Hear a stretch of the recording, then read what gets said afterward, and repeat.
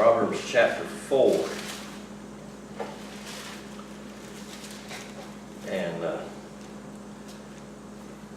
okay, I want to continue the things that we've been talking about, and it has a lot to do with the divided heart, and we've brought into this world through the instrument of our parents, and we have purpose and design. Many times we don't know, unless we're taught. I was talking to a fellow yesterday from California. He called me, and we got into a long dialogue and a discussion about different things. He gets a monthly CD, and he was asking a lot of questions. And so I told him, I said, it's like this. I said, the mass majority of what we call Christians, or Christianity, and a lot of other religions, but mainly Christianity, their idea of this life is mundane, get through the best you can, or whatever, and then you're going to have a much better life in heaven. And I said, the scriptures really don't teach that. I said, that's Christianity, and that's an idea that Christianity promotes really strong. I said, there is no heaven to go to. I said, there's no planet or another paradise place somewhere way out there that's like this but glorified. In other words, there's not a place out there that has roses without briars. It's just not. I don't know why, but I've heard that somewhere or another in my years of listening to preachers, that somehow or another part of the curse on the earth was briars on the rose bush. Oh well, the blackberries have briars on them too, so it's kind of a task to get them, and sometimes you can get pricked. But I was telling him, I said, if you look up the word spirit, I said, you really can't define the word spirit. I said, you tell me how you can define it. It would be like air or breath. How can you define it? And of course, they break that down into different things to try to give different chemical compounds of something you can't see. I said, so the realm of the spirit is not seeable, right? And I said, so the realm of the spirit is as present here in this earth dimension as it is in any other dimension that you want it to, or you would like to go to. I said, however, the understanding of spirit is it seeks a dimension to be manifest in, because it's not manifest. Now that's a very difficult thing for us to grasp. It's not manifest unless it has something to manifest through. So I said, this realm, the earth realm, and its three-dimensional reality, is a beautiful realm for spirit to manifest in. I said, you will not put an acorn in your pocket when you die and take it to heaven with you and plant it and grow an oak tree. He said, huh? I said, an acorn seeks the soil of the earth before it can become a tree. I said, the seed of God seeks the soil of the earth for it to grow and manifest in. I said, you cannot be more or less of God than you already are. Blew him away. He said, I ain't never heard that. I just never thought of it. I said, people don't think. I said, that's the only difference. Is many times we just don't think about a lot of these things. We think about how it will be, or how it's going to be, or when I get there, all those kinds of things. You're there.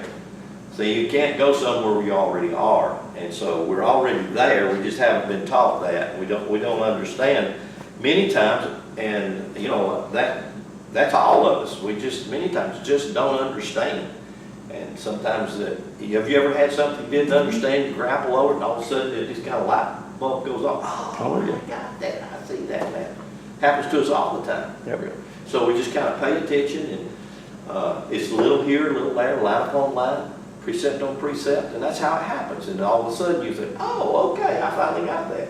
And that's the way progress, that's the way awakening works. That's how growth, that's how knowledge is imparted. It's through, and I call that initiation. It's step by step by step, a little bit along the way.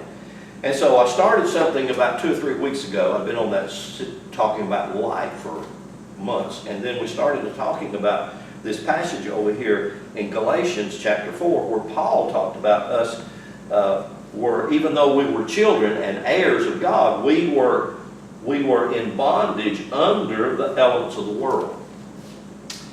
And that's complicated, but simple. Okay? What's complicated about it? Well, the complication about it is we are not taught the elements of the world or the principles or laws of the world. We have some of those that we will embrace and not recognize that we embrace them. And you remember last week I put magnetism and electricity. Those are two laws.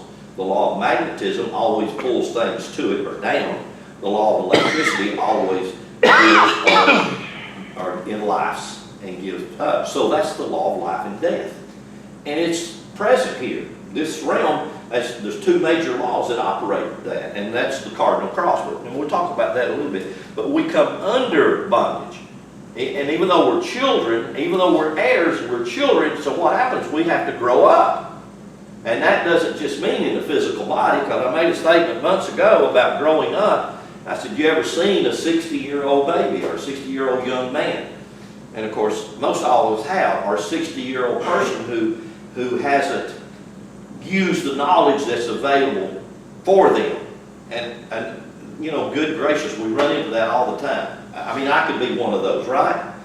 Yeah, I could be that very person. So, Jamie said something here 2 or 3, 4 weeks ago about a lady she's talking to, or someone that she'd heard about, talking about the sickness that this lady had, and the sickness she had, and said, well, when they were talking about it, that you listening to that conversation gave energy to the sickness that was in the lady. Or vice versa, if you yourself begin to talk about that, then you give energy to that. I realize that's a far-fetched concept and idea, but that resonates with me. And so I wanted to start out with these two passages right here in the book of Proverbs, and not to say that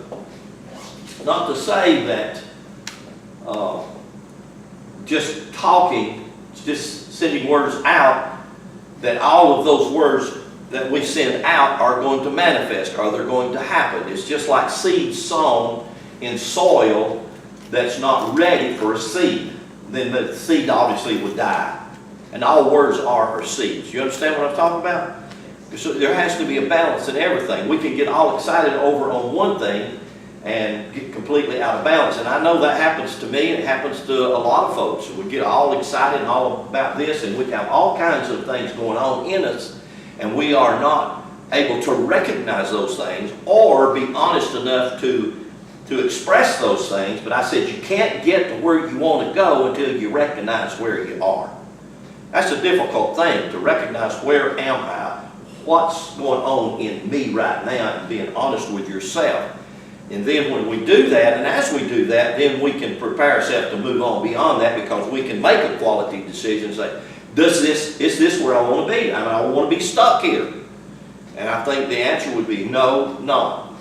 And so does it require anything to get from here to there? It requires everything, because you can't just get out here on your car and just say, well, I'm going to Dalton, and just hold your steering wheel straight and think you're going to go south toward Dalton. You understand that? You always are constantly having to tweak the steering wheel. You notice a little bit here? Even though, I mean, driving on those roads out in Texas or Missouri or where was it, Kansas, out through there, them long straight plains, sometimes it's just straight as an arrow. You can't just sit there and hold your steering wheel straight. There are a lot of elements that will get you off track. The wind will do it, the tilt of the road will do it, and so you constantly have to adjust. Well, that's life. We constantly need to tweak. We constantly have to adjust. Why? Because we're living under the elements of this world that try to bring us into bondage of it. But we've been empowered to live above those things. And it's using that power, drawing on that power, and actually right here, and I've got my stick man up here, the whole stick man, and the divided stick man. Because this is the issue. Right here, the heart. The heart is the issue of everything. And I'm not talking about the cardia pumper. That's not, it's actually the word heart means core, the core of your being. So if I were to say that this is your core, this is your heart, and then I put flesh on it, the flesh is not who we are, the heart is who we are. Out of the heart is what we need to be paying attention to.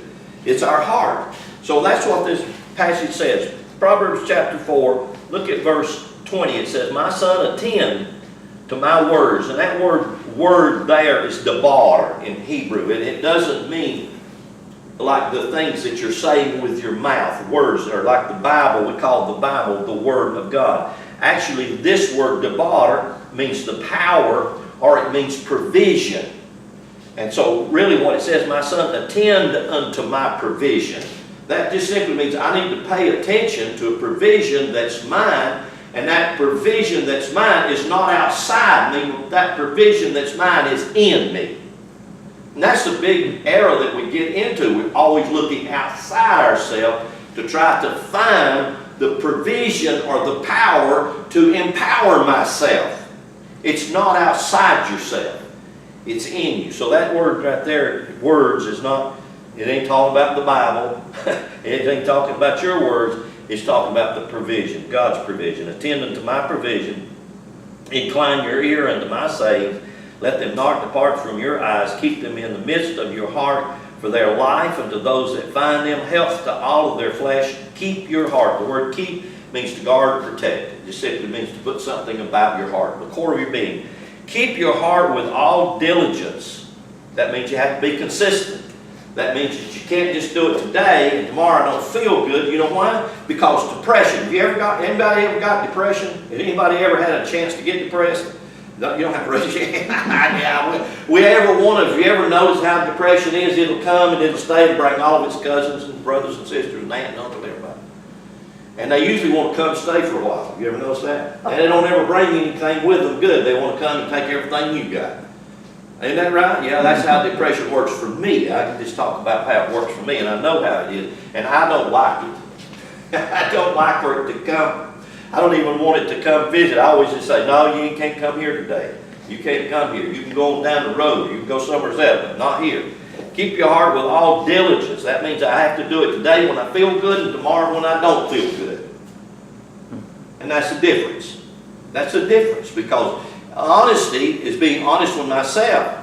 And that's what we have to become. When I'm to the point that I'm up today and then next week I'm down, and I'm down for the next month or two, and I'm not back up, then I have an issue right here. And that's the one that I have to work on. I can't depend on something. Y'all pray for me. And what does that mean? Y'all pray for me. That's a good southern expression. Hey, y'all pray for me. About what? To do what? Well, you know, I need help. Well, hallelujah. We all do need some help. I know I do.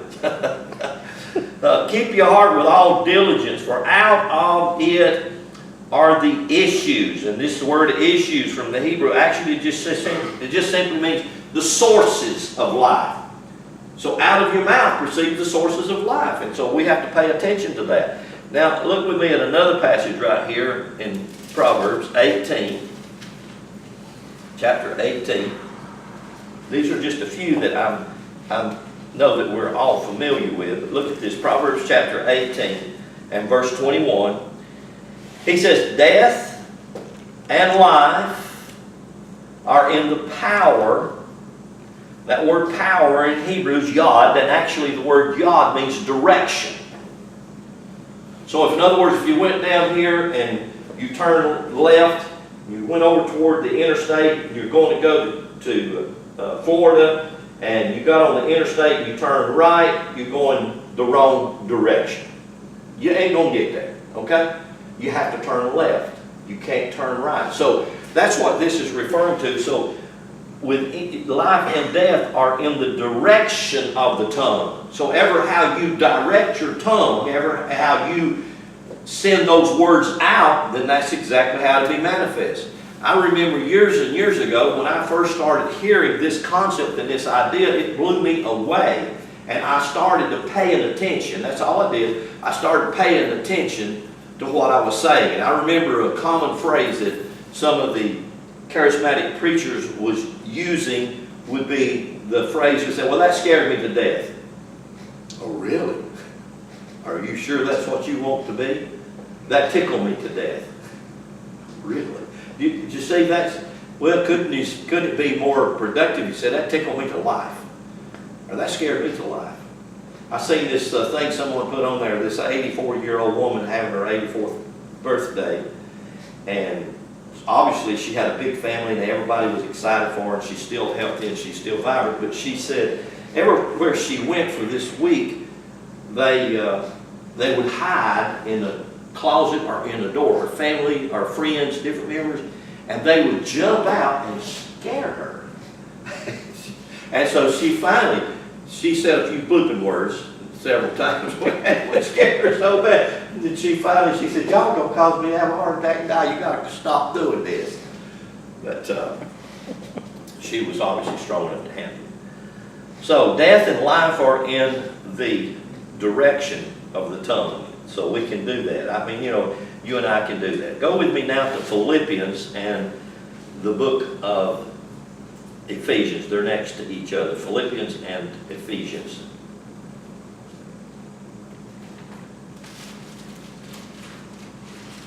Philippians chapter 2 and Ephesians.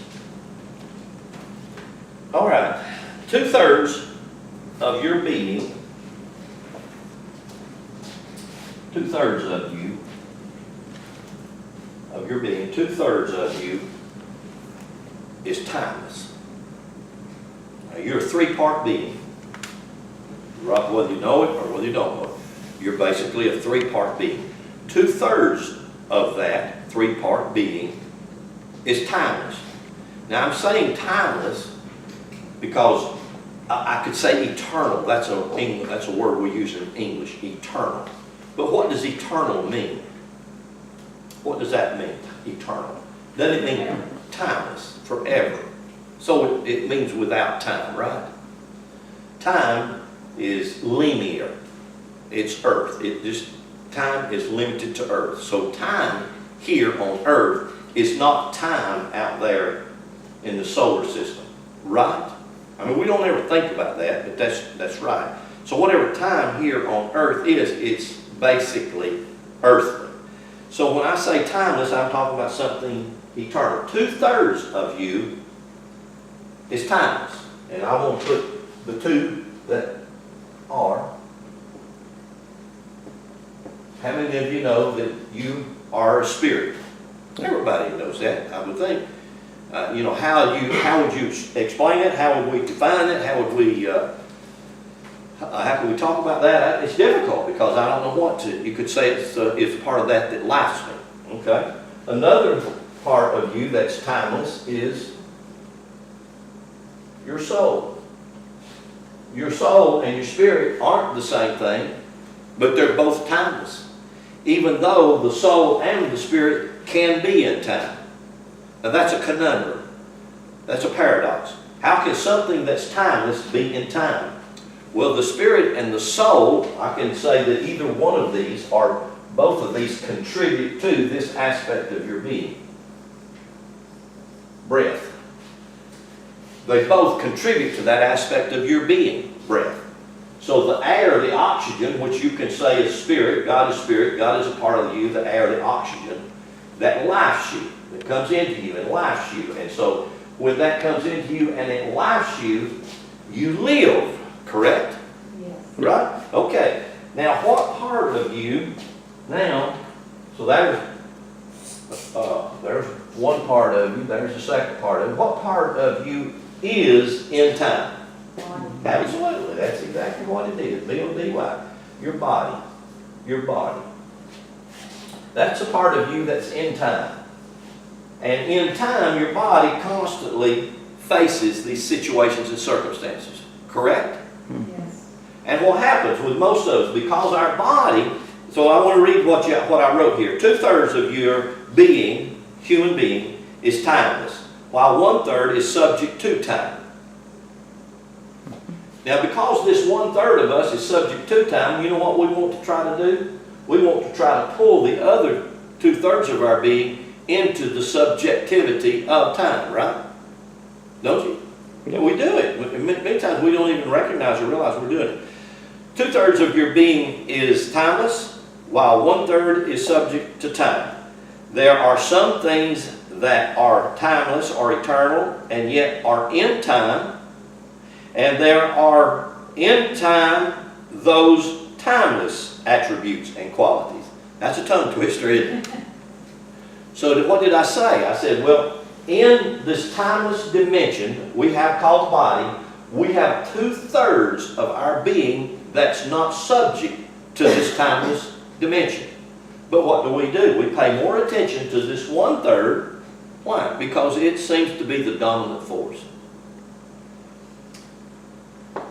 Let's see. These 2/3 have attributes and they have qualities. Okay? They have attributes and they have qualities. They can and they need to be. They can and need to be cultivated. Okay? You understand what I mean when I say that? Yes. You have attributes. What is an attribute? Or a quality. You have attributes and qualities that are just, if they're dormant, they're there, but they're not active, right? They're just not functioning. Does it mean there's anything wrong with them? No. There's nothing wrong with them. They just need to be activated. So, these attributes can and need to be cultivated and activated. This is what is meant by this passage I'm fixing to read right here in the book of Philippians. So if you found Philippians chapter 2, I want you to look at this with me. Philippians chapter 2 verse 12, it says, "Wherefore, my beloved, as you have always obeyed, not in my presence only, but now much more in my absence, work out your own salvation with fear and trembling." Work out your own salvation with reverence. That's what that means.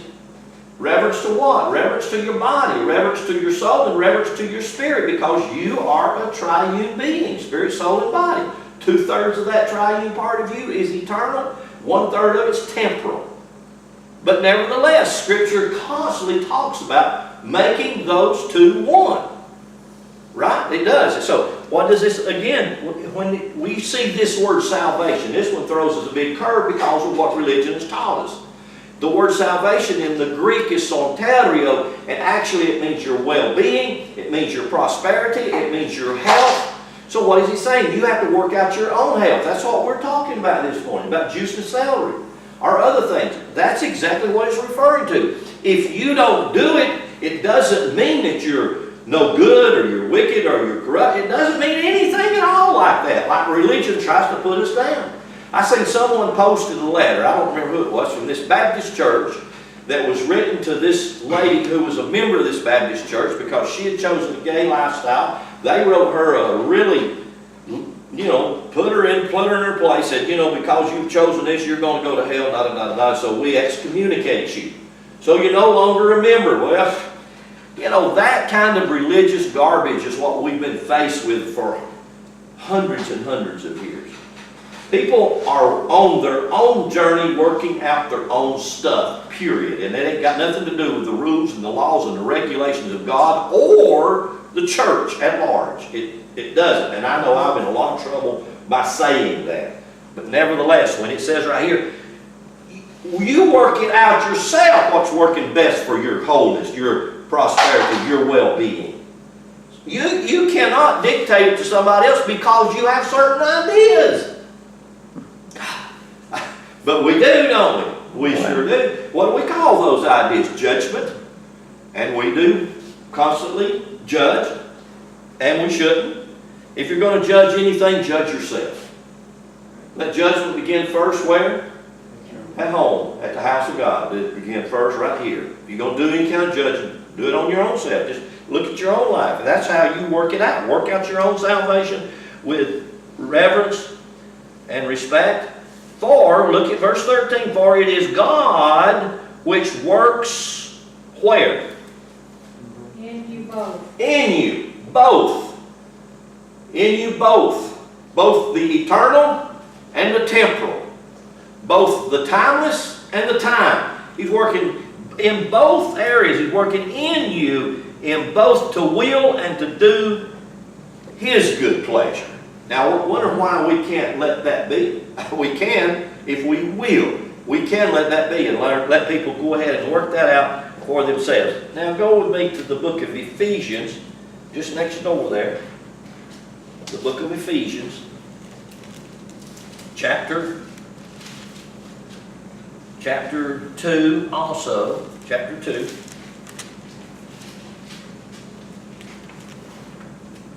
And look at verse 14. Verse 14. It's chapter 2, verse 14. It says, "For he is our peace."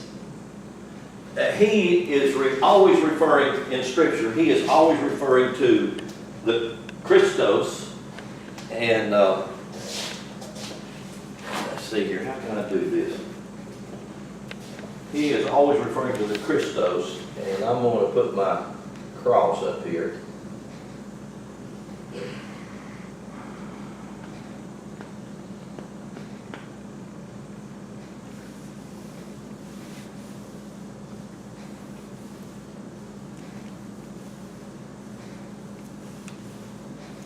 Now, y'all can read that word, can't you? Yes. Magnetism. Okay? This is the South Pole. I think you might have missed a letter, Papa. Huh? I think you missed a letter. Magnet. M-A-G-N. Right? Magnet. Yes, sir. Huh? Hey, you don't know how to get a quill word, do you? M-A-G-N. Isn't that right? Yeah. Huh? Magnet. Magnet. Magnetism. Huh? Yes, that looks Does that look better? Magnetism. Magnetism. I believe that's it. Some of y'all help me out. Yeah. You're doing good. Kirby, you're an English school teacher. Help me. 3rd grade. I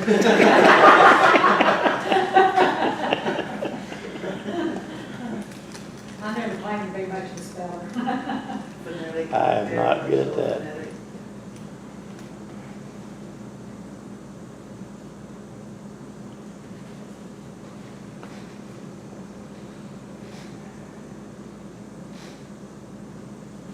Electricity.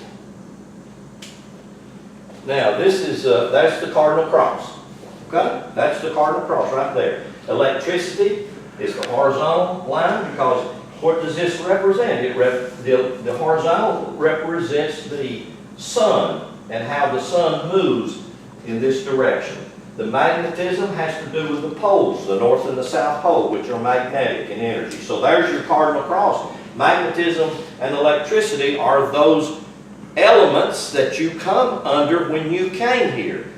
Those elements, magnetism and electricity, create storms. They create havoc, chaos, life, and death. You see, every morning the sun rises, every morning, period. Every evening the sun sets. So the sun rises to live, it sets to die. Not die in a literal sense, but not visible. Right? Everybody knows that. So we see this energy, magnetism and electricity. Those are the elements you come under, and we're subject to these things. But we can cultivate ourselves to the point to where we have power and dominion over these things.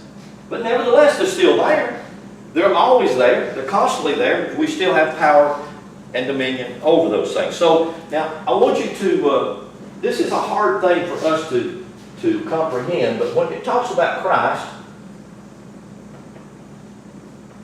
Christos, that's the Greek, Christos, it talks about Christ, and it uses this, they use this, I think it's called an adjective, him, is that an adjective? Him? Pronoun. Yeah, that's right, pronoun. Now a pronoun, him, her. They use this pronoun, him or he. When really the Christos, and you know how we associate that? How do you associate it? If I said Christ, you're talking about Jesus, aren't you? You're talking about the guy. And that's not at all what Paul is referring to. Because you see, the Christ is always, the Christos is always an oil. Always. That's confusing. I've never been told that it's an oil. But all you have to do is look up the Greek word Christos, and that's exactly what it means, oil. But yet it's always calls the oil a hymn. Why does it do that? It's doing that because it's referring to these elements that are here, because they light the things that are in this dimension.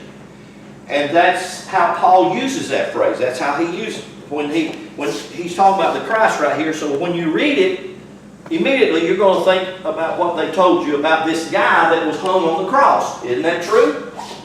This him that was hung on the cross, right? Well, this him that's hung on the cross is every human being.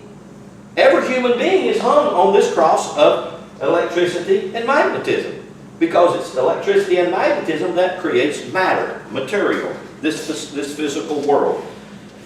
So here we go, read this with me, verse 14. For he is our peace, who hath made both one. He's made both one. What both is he talking about? He's talking about this right here. He's talking about the spirit and the body. And of course the soul is that is like the universal between the spirit and the body. The soul is the information part. Even though it's eternal, it's the spirit. He's made these both one. And you know what they try to teach? I remember in Bible school, Bible study, they tried to teach me that was referring to the Jews and the Gentiles. That was the both that he's trying to bring down a separation between the Jews and the Gentiles. And I said, well, who are the Gentiles? The Gentiles then, of course, was all of the people on the earth, and the Jews was representative of the supposedly Hebrew people. Which is not true. That's not what it's all referring to. It's referring to that right there. It's referring to the timeless aspect of you and the time aspect of you. So watch what he said. He broken down the middle wall of partition, verse 15, having abolished in his flesh the enmity, the law of commandments. That's the ordinances that we come under. And this has all been abolished in your body. It has, even though you succumb to it. For to make in himself of twain one new man, so making peace. And he hath reconciled both, verse 16, unto God in one body by the cross, having slain the enmity thereby. Now, I know that's difficult, but he has reconciled both. He's reconciled the part of you that's timeless and the part of you that's in time. They're both there. Okay, and now go with me to a passage of Scripture, and you've all heard this probably whether you are in church or not in church. Ezekiel. The book of Ezekiel.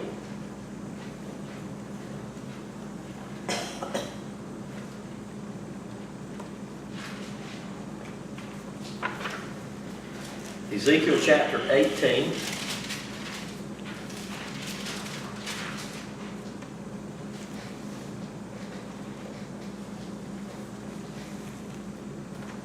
Ezekiel chapter 18.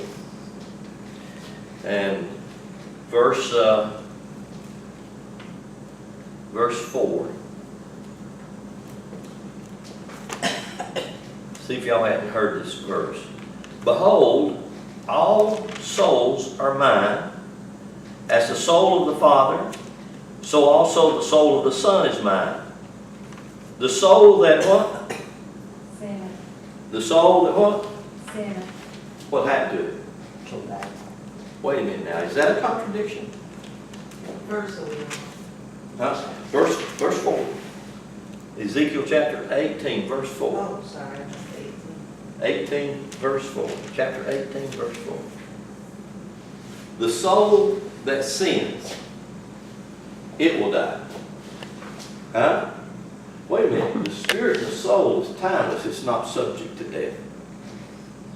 How many of y'all have ever heard that passage? The soul that sinneth, it will surely die. Yeah.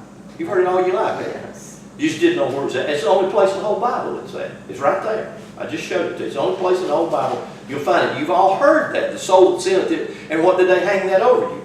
And what did they associate with the soul? They associated the soul with your body. So they was really saying, if your body goes out and sins, you surely going to die. Well, I'm going to tell you something. You surely going to die. Period. Why? Because you're in a dimension. That only simply, that's referring to your physical body. But your soul never will die. It's eternal. There's not anything about your soul that can die. Nor can your soul sin. It's ridiculous to think. It would be like saying, well, God's going to come down here inside me and then God's going to sin. No, God's going to let you do all the sin you want to. And go with you and empower you to do all of that you want to, simply because God is not a control freak like religion has made God out to be a control freak. Hadn't it? You know good and well, religion's made God into this ogre out yonder in the sky somewhere with a pad and a pencil watching you with a magnifying glass just to catch you when you do something, and bless God, He's going to write it down and you can do right now. You know you are. Why? Because the soul that says you're going to die, and not only that, you're going to die, and where are you going to wind up going to? Yeah. You're going to wind up going to hell. Wow. I mean, good graciousness. And we all have been subjected to this kind of ignorant, blind, dumb teaching, and yet we don't know what to do about it. Well, shake it off. One thing, shake it off. And that's really hard because we are so ingrained with these ideas that Adam and Eve made a mistake. They sinned, brought the whole human race down, so it's really not my fault, it's her fault, their fault, Satan's fault, the devil's fault. Besides that, the devil's out to get me any way I turn. That's just good preaching. I mean, all you got to do is just start preaching against the devil. You better watch out. When you leave here, you go out to get, the devil's liable to get you. It got you so terrified the devil's going to get you. I mean, the devil done got you. Yeah. And you're going to go to hell. Wow. We have been really brought down under all of these crazy ideas. The soul that sinneth, it shall surely die and go to hell. We did that right. Well, let me tell you, the conundrum to all that is, number one, the soul can't die, it's eternal. Number two, the soul does not sin. It does not. It doesn't partake in sin, although it in you and through you does partake in sin. Sin is just simply missing the mark. It just simply means you did not hit the target. You went out there and I told you to turn left, that'd take you to Florida. You went out and turned right. Big deal. You got to Chattanooga, guess what you found out? You're going the wrong way. Most people find that out. They don't have to go too far off the trail. Most people, transgression just simply means I got off the trail. And if anybody here has ever done any hiking at all, and you've ever gone out in the woods, and you can realize real quick when you get too far off the trail, I'm off the trail. I remember when Rochelle and Tracy were real little, we used to go hiking a lot in these mountains back over here, and they got all kinds of wilderness trails in there. Some of those trails are generally an entire day's long. And so I would take both of them. Connie didn't like to hike, so me and the girls, we'd take off, we'd go hiking. And at one time I remember we got off the trail, but we got back on a trail. This trail would lead us around, so we were gone for about 6 hours hiking on these trails in the mountains. We got off the trail, we adjusted ourselves where we were at because we had a map with all these trails, and we come right back to where we needed to go. We transgressed. We didn't have to go to hell because we did it. We was off the trail, we just made the tweaks and the adjusts that we need to get right back on the trail. That's what the word transgression means. I hear people use that word and they think, oh my God, you are a transgressor. You are going to split hell wide open. You are a sinner. The soul that sins is surely going to die. My. The body is surely going to die because you're just going to lay it down simply because it's a temporary fix. Paul tells you very clearly, I have this tabernacle, this tent, this house, and I'm going to lay it down, but I've got another one he talks about. This one is eternal. This one is timeless. This is the greater part of me, my spirit and soul. Those are the two parts of us that get less attention than any other part of us. Don't we? I pay very little attention to my spirit. I pay very little attention to my soul. I told you this, the spirit actually enjoys silence. The body don't. Have you ever noticed that? See, the body is temporal. And it's bound up by 5 physical senses on the outward. And those are the ones we pay attention to, right? The 5 senses, what we see, what we smell, what we taste, what we hear. and what we feel, what we touch. Those are the ones we pay all we do. We don't ever pay attention to the two inside, do we? Nope. The intuition. You know, most people after you're 4, 5, 6, 7, 8 years old, you don't pay a bit of attention to your intuition. Well, that is a sense. That's an internal sense. It's internal. So we're out here in this external world, right? And the intellect, that's intuition. The intellect and intuition, those are internal. But we don't cultivate those. How do you cultivate those? You cultivate those by knowledge. You cultivate those by listening, by experience, by paying attention. You know, if we cultivate intuition, intuition is a tremendous sense that we have that when we cultivate it, it will never lead you astray. Intuition will always lead you. Why? Because intuition is in tune to the Spirit. It's in tune to what? The greater part of your being that we don't pay much attention to. Okay, the soul that sinneth, it shall surely die. 3 words I want to talk about just a little bit, and we'll kind of close or tie this up or whatever. Death, dying, and dead. They're all the same word. They're every one of them the same word. And here's some synonyms that I have got, and they're referring to the physical body. When it's referring to the soul that sinneth, it shall surely die, it's saying that the soul surrendered itself to the physical body, even though it's all powerful as a part of the spiritual body. But it surrendered itself to it. Come in. So the soul is that which surrendered itself to the physical body. Why? Because it has the information. When we bring back to our remembrance the things, did you have to know it to remember it? Yes. Of course you did. You have to know it to remember. When Jesus said, "Bring back," the Spirit will bring back to your remembrance. Do you have a code inside you? Yes. It's the principles of God. Hebrews chapter 9 tells us that God wrote His principles on the tablets of your heart. It's the tablets of your heart, the core of your being. And those principles are principles that we can cultivate. The principles that if we do cultivate them, they will bless us. They will work with us and work through us. Now, let me read this and we'll just kind of unhook here. That's too many things here. To go deep is a personal journey. We must go deep, deeper into ourselves. For there we find the answers and we also find the problems. Our sense man don't want us to do this. It'd rather blame someone. We could stop and every one of us could say, I got a bad deal. Last Sunday I was talking about that my parents had a bunch of kids but didn't know how to train us and teach us. Why? Because their parents didn't train them and teach them. Why? Because their parents didn't train them and teach them. Why? And you can just go on back. And if you try and find somebody to blame, you're just going to run to a dead-end street. It ain't nobody's fault. Period. It is what it is. I mean, it really is what it is. What are we going to do with it? What are we going to do about it?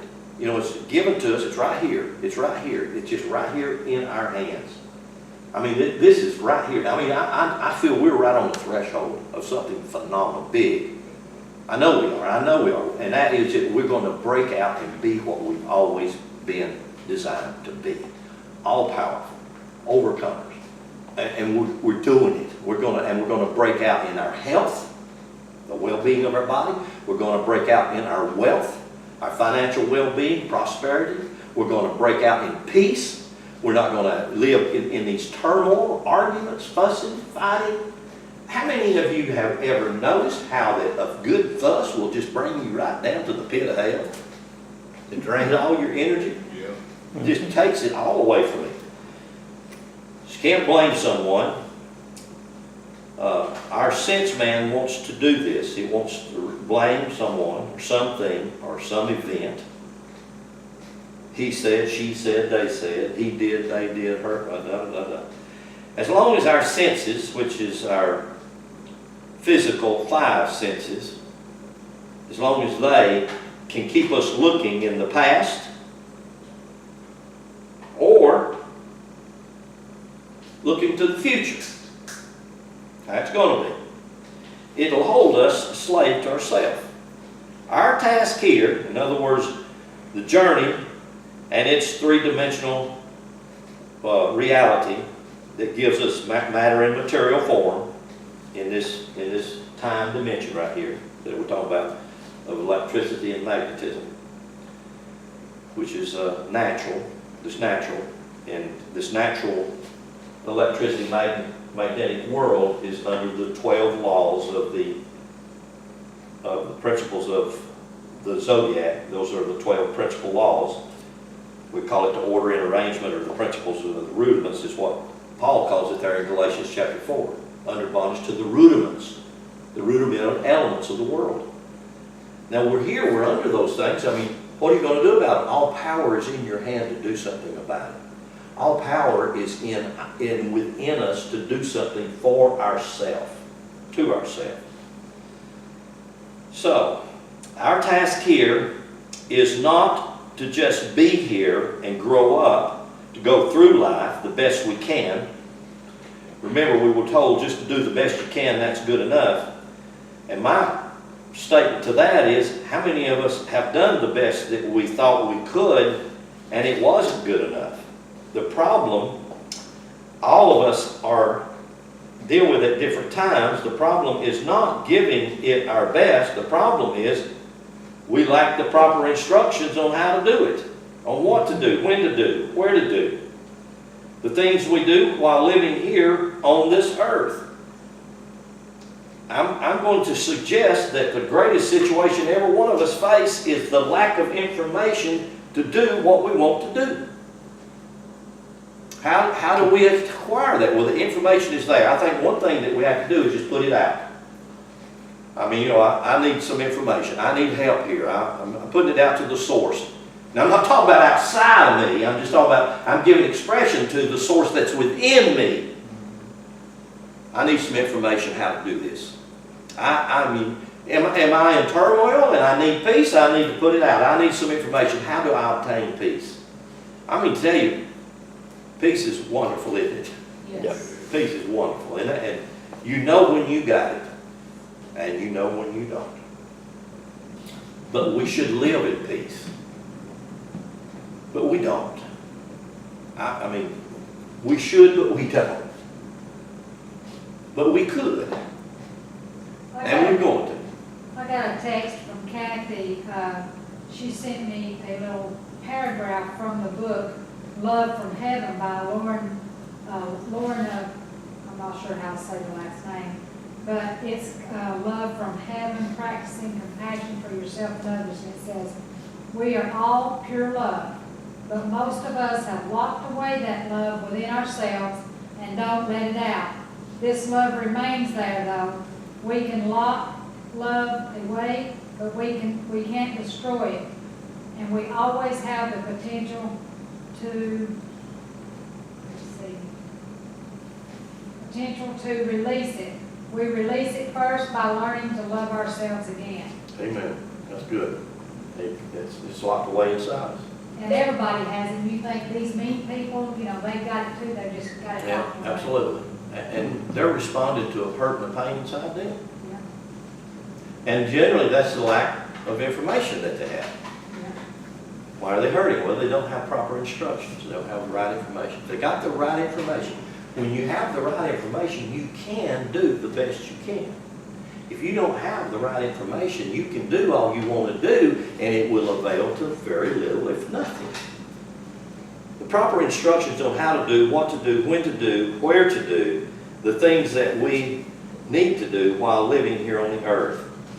Our ideas we gain while growing up in our environment and our culture or religion, in other words, our ideas about spirit, soul, and body are given to us by religious dogma to keep us from manifesting the true self.